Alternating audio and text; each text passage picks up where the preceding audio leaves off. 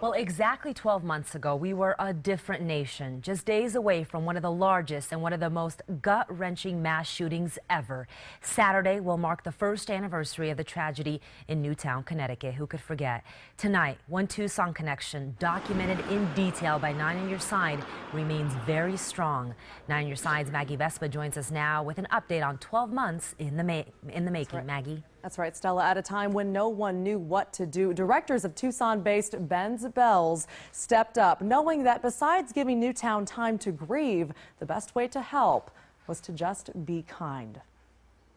I'm still terrified. I think I'm still in shock. They were a small town thrust into a horrific spotlight. Kids were crying. When a madman with a gun entered Sandy Hook Elementary, 26 died, 20 of them young children. No stranger to tragedy, Tucson reached out, led by a single ambassador with a simple message. It literally symbolizes this idea of community and coming together. On the anniversary of our own dark day, January 8th, KGUN-9 followed Ben's Bells director Jeanette Marais to Newtown. There she spread the group's call for kindness via 1,000 trademark reminders.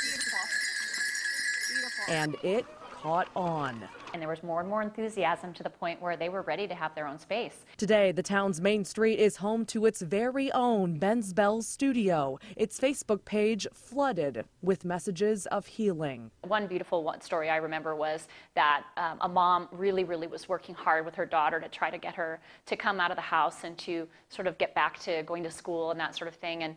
And when they came out of the house, they found a Ben's Bell. Earlier this week, Newtown called on the nation to follow their lead. We ask that you consider performing an act of kindness. Marais says they were not responsible for that plea, but that it points to the power of these little bells. And the fact that we need to stay together and that we need to nurture each other during these times and that we can't let the darkness take over.